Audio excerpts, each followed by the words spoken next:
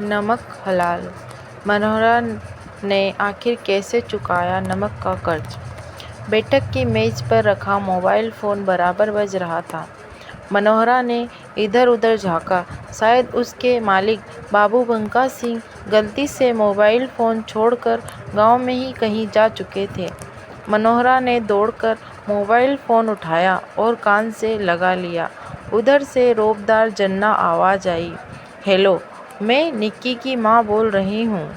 अपनी मालकिन की माँ का फ़ोन पाकर मनोहरा घबराते हुए बोला, जी, मालिक घर से बाहर गए हुए हैं। अरे तू उनका नौकर मनोहरा बोल रहा है क्या? जी जी मालकिन, ठीक है, मुझे तुझसे ही बात करनी है। कल निक्की बता रही थी कि तू जितना ख्याल भैंस का रखता है उतना ख्याल निक्की का नहीं रखता। क्या यह बात सच है? मनोहरा और घबरा उठा। वह अपनी सफाई में बोला, नहीं नहीं मालकिन, यह झूठ है। मैं निक्की मालकिन का हर हुक्म मानता हूँ।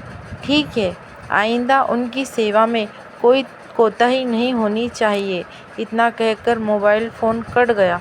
मनोहरा ने ठंडी सांस ली। उसका दिमाग दौड़ने लगा। फ़ोन की आवाज़ जानी पहचानी सी लग रही थी।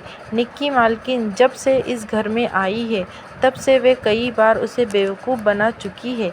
उसने ओट लेकर आंगन में झाँका। निक्की मालकिन हाथ में मोबाइल फ़ोन लिए हंसी के मारे लोटपोट हो रही थी। मनोहरा सारा माजरा समझ गया। वह मुस्कुराते हुए भैंस धोने निकल पड़ा। निक्की बाबू बंका सिंह की दूसरी पत्नी थी। पहली पत्नी के बारे में गांव के लोगों का कहना था कि बच्चा नहीं जनने के चलते बाबू बंका सिंह ने उन्हें मार पीट कर घर से निकाल दिया। बाद में वे मर गई थी। निक्की पढ़ी लिखी खूबसूरत थी। वे इस बेमेल शादी के लिए बिल्कुल तैयार नहीं थी, लेकिन माँ बाप की गरीबी और उनके आंसुओं ने उन्हें समझौता करने को मजबूर कर दिया था। शादी के कई महीनों तक निक्की बिल्कुल गुमसुम बनी रही।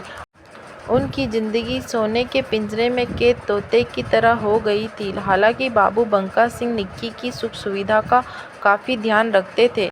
इसके बावजूद उम्र का फासला निक्की को खुलने नहीं दे रहा था। मनोहरा घर का नौकर था। हम उम्र मनोहरा से बतियाने में निक्की को अच्छा लगता था। समय गुजरने के साथ साथ निक्की का जख्म भरता गया और वे खुलकर मनोहरा से हंसी ठिठोली करने लगी।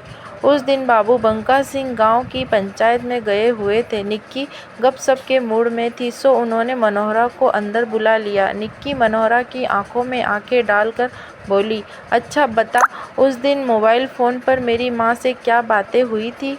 मनोहरा मन ही मन मुस्कुराया, फिर अनजान बनते हुए कहने लगा, कह रही थी कि मैं आपका जरा भी ख्याल नहीं रखता। हाँ हाँ, मेरी माँ ठीक ही कह रही थी। मेरे सामने तुम शर्माए से खड़े रहते हो। तुम ही बताओ मैं किससे बातें करूं? बाबू बंका सिंह की मूछें और लाल लाल आंखें देखकर ही मैं डर जाती हूँ। उनकी कद-काठी देखकर मुझे अपने काका की याद आने लगती है। एक तुम ही हो जो मुझे हमदर्द लगते हो। इस बेमेल शादी पर गांव वाले तो थू-थू कर ही रहे थे। खुद मनोहरा को भी नहीं सुहाया था, पर उसकी हैसियत हमदर्दी जताने की नहीं थी। सो वह चुपचाप निक्की की बात सुनता रहा। मनोहरा को चुप देखकर निक्की बोल पड़ी, मनोहरा, तुम्हारी शादी के लिए मैंने अपने मायके में 60 साल की खूबसूरत औरत पसंद की है। 60 साल कहते हुए मनोहरा की आंखें चौड़ी हो गई। इसमें क्या हर्ज है? जब मेरी शादी 60 साल के मर्द के साथ हो सकती है तो तुम्हारी क्यों नहीं? नहीं मालकिन, शादी बराबर की उम्र वालों के बीच ही अच्छी लगती है। तो तुमने अपने मालिक को समझाया क्यों नहीं? उन्होंने एक लड़की की खुशहाल जिंदगी क्यों बर्बाद कर दी? कहते हुए निक्की की आंखें आंसुओं से भर आई। समय बीतता गया। निक्की की शादी के 5 साल गुजर गए, फिर भी आंगन में बच्चे की किलकारी नहीं गूंज पाई। निक्की को ओझा गुनी संत महात्मा सबको दिखाया गया, लेकिन नतीजा सिफर रहा। गांव समाज में निक्की को बांझ कहा जाने लगा। निक्की मालकिन दिलेर थी। उन्हें ओझा गुनी के यहाँ चक्कर लगाना अच्छा नहीं लग रहा था। उन्होंने शहर के बड़े डॉक्टर से अपने पति और खुद का चेकअप कराने की ठानी। शहर के माहिर डॉक्टर ने दोनों के नमूने जांच लिए और बोला, देखिए बंका सिंह, 10 दिन बाद निक्की की एक और जांच होगी, फिर सारी रिपोर्टें सौंप दी जाएगी। देखते देखते 10 दिन गुजर गए। उन दिनों गेहूं की कटाई जोरों पर थी। आकाश में बादल उमड़ घुमड़ रहे थे। 100 किसानों में गेहूं समेटने की होड़ सी लगी थी। बाबू बंका सिंह को भी दम मारने की फुर्सत नहीं थी। वे दोबारा निक्की की चेकअप कराने में आनाकानी करने लगे, लेकिन निक्की की जिद के आगे उनकी एक न चली। आखिर में मनोहरा को साथ लेकर जाने की बात तय हो गई। दूसरे दिन निक्की मनोहरा को साथ ले कर सुबह वाली बस से डॉक्टर के यहाँ चल पड़ी। उस दिन डॉक्टर के यहाँ ज़्यादा भीड़ थी। निक्की का नंबर आने पर डॉक्टर ने चेकअप किया, फिर रिपोर्ट देते हुए बोला, मैडम आप बिल्कुल ठीक हैं, फिर भी आप मां नहीं बन सकती क्योंकि आपके पति की सारी रिपोर्टें ठीक नहीं हैं। आपके पति की उम्र काफ़ी हो चुकी है, इसलिए उन्हें दवा से नहीं ठीक किया जा सकता है। निक्की का चेहरा सफ़ेद पड़ गया। डॉक्टर उनकी हालत को समझते हुए बोला, घबराइए मत, विज्ञान काफ़ी तरक्की कर चुका है, आप चाहे तो और भी रास्ते हैं। निक्की डॉक्टर के चैम्बर से थके पैर निकली। बाहर मनोहरा उनका इंतजार कर रहा था। वह निक्की को सहारा देते हुए बोला, मालकिन सब ठीक ठाक तो है? मनोहरा, मुझे कुछ चक्कर सा आ रहा है। शाम हो चुकी है, चलो किसी रेस्ट हाउस में रुक जाते हैं, कल सुबह वाली बस से गांव चलेंगे। ऑटो रिक्शा में बैठते हुए मनोहरा बोला, मालकिन गांव से होकर निकलने वाली एक बस का समय होने वाला है, उससे हम लोग निकल चलते हैं। हम लोगों के आज नहीं पहुंचने पर कहीं मालिक नाराज ना हो जाएं। भाड़ में जाए तुम्हारा मालिक, उन्होंने मुझे कहीं का नहीं छोड़ा। निक्की बिफर उठी। ऑटो रिक्शा एक रेस्ट हाउस में रुका।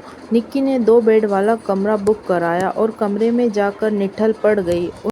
उनके दिमाग में विचारों का पहिया घूमने लगा। मेरे पति ने अपनी पहली पत्नी को बच्चा नहीं जनने के कारण ही घर से निकाला था, लेकिन खोट मेरे पति में यह कोई नहीं जान पाया। अगर इस बात को मैंने उजागर किया तो यह समाज मुझे बेहया कहने लगेगा। हो सकता है कि मेरा भी वह हाल हो जो पहली पत्नी का हुआ था। निक्की के दिमाग में एक कोने से आवाज़ आई, डॉक्टर ने बताया है कि बच्चा पाने के और भी वैज्ञानिक रास्ते हैं, लेकिन दिमाग के दूसरे कोने ने इस सलाह को काट दिया, क्या बाबू बंका सिंह अपनी झूठी शान के चलते ऐसा करने देंगे? सवाल जवाब की चल रही इस आंधी में अपने को बेबस पाकर निक्की सुबकाने लगी। मनोहरा को भी नींद नहीं आ रही थी। मालकिन के सुबकाने से उसके होश उड़ गए। वह पास आकर बोला, मालकिन आप रो क्यों रही हैं? क्या आपको कुछ हो रहा है? निक्की का सुबकाना बंद हो गया।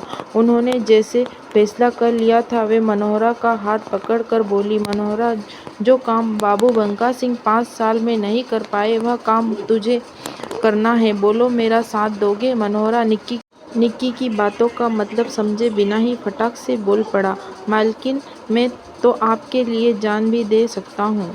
निक्की मालकिन मनोहरा के गले लग गई। उनका बदन तवे की तरह जल रहा था। मनोहरा हैरान रह गया। वह निक्की से अलग होता हुआ बोला, नहीं मालकिन, यह मुझसे नहीं होगा। मनोहरा, डॉक्टर का कहना है कि तुम्हारे मालिक में वह ताकत नहीं है जिससे मैं माँ बन सकूं। मैं तुमसे बच्चा पाना चाहती हूँ। नहीं, यह नमक हरामी होगी। मनोहरा, यह वक्त नमक हरामी या नमक हलाली का नहीं है। मेरे पास सिर्फ एक रास्ता बचा है और वह तुम हो। सोच लो, अगर मैंने देहरी से बाहर पैर रखा तो तुम्हारे मालिक की मूछें नीची हो जाएगी। कहते हुए निक्की ने मनोहरा को अपने बाहों में समेट लिया। कोमल बदन की छुअन ने मनोहरा को मदहोश बना डाला। उसने निक्की को अपनी बाहों में ऐसा जकड़ा कि उनके मुंह से आह निकल पड़ी। घर आने के बाद भी लुक छिप कर यह सिलसिला चलता रहा। आखिरकार निक्की ने वह मंजिल पा ली जिसकी उन्हें दरकार थी। गोद भराई रस्म के दिन बाबू बंका सिंह चहकते फिर रहे थे। निक्की दिल से मनोहरा की आभारी थी, जिसने एक उजड़ते घर को बचा लिया था।